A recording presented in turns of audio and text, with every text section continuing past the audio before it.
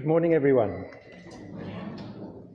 I think Father Robert reminded us in his, well, I know he reminded us in his sermon on Ash Wednesday and today, and he would have intimated today that we are called during Lent to focus on prayer, fasting, and almsgivings. Our prayer and fasting remind us of those we can help through almsgiving. We therefore thought it appropriate to update you on community outreach. We will put this detail on the website and the parish emailer. At the outset, I want to thank all of you for the amazing support that you have given to our various outreach initiatives. We are increasingly being seen by our recipients as an outreach parish. In the words of Mark Topaz of the St. Vincent de Paul Society in Vredenburg, your parish are also doing amazing work in assisting the underprivileged. We therefore looked at our strategic vision for outreach and came up with the following, which we hope you will also identify with.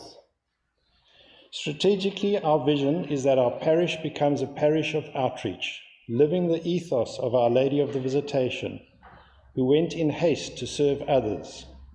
Even though she was herself pregnant, she undertook the journey to the hill country to visit her cousin, whom she knew was in need of her support. She took Jesus to others, she saw Jesus in others, and was the face of Jesus to others. Our Lady of the Visitation provides us with a profound identity and faith-based vision of which every member of our parish can be a part. As I mentioned previously, we have split outreach into three categories: hunger is real, clothing and warmth, and discretionary outreach. I'll give you a brief update on each, but I'm not going to go into detail on hunger is real and clothing and warmth, as both Karen and Barry have given you detailed feedback on these initiatives in the past months. Turning to the committee, there have been a few changes since I last addressed you. Barry Smith has resigned for personal reasons. We're very sorry to lose Barry, as he has done an immense amount of work on the committee, running the Winter Warmers campaign, assisting with the Bags of Love campaigns, and many other areas. We are delighted to welcome Rodney Norman onto the committee to take over from Barry. Thank you, Rod. Thanks also to Sheila Pollard, who also joined the committee. She will be focusing on visiting our various projects to see that we have a meaningful impact. She has hit the ground running and has already visited quite a few together with other committee members. We would like to visit all our recipient organizations, and while we don't want to swamp them, we would love other parishioners who wish to help to join us in visiting our recipient organizations.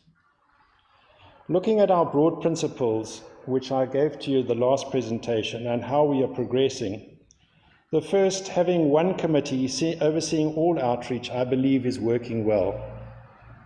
I certainly hope that we have raised the level of community outreach with our regular feedbacks, both through the various presentations by myself, Barry, and Karen, and you would have noticed short updates in the parish bulletins and emailers from time to time.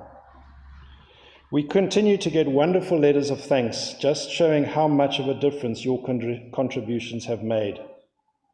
Our main partners in these endeavours continue to be the St. Vincent de Paul Societies in several parishes in the Archdiocese. We also work directly with other parishes and NGOs that match our objectives. We have established a link with the newly constituted Caritas in Cape Town to ensure we don't overlap and reach the broader community together. And we have identified that should we be called on for a national disaster or emergency, that we would look to St. Vincent de Paul Societies or Gift of the Givers for that in those endeavours. Your support for the Hunger is Real campaign continues to be incredible. We set ourselves a target of over R1 million, and you beat that target with your donation, so a very big thank you.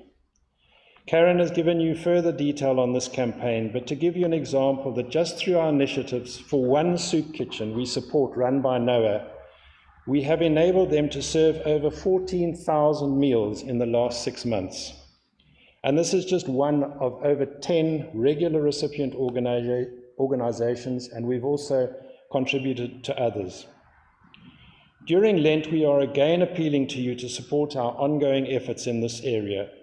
You will notice from our Lent and Easter booklet, we are appealing to you to support the Bishop's Lenten Appeal and our Hunger is Real campaign.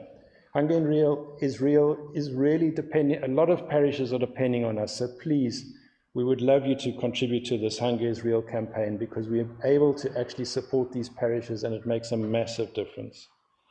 As I mentioned before, every single cent counts, no matter how big or small, and the need remains for our desperately poor brothers and sisters.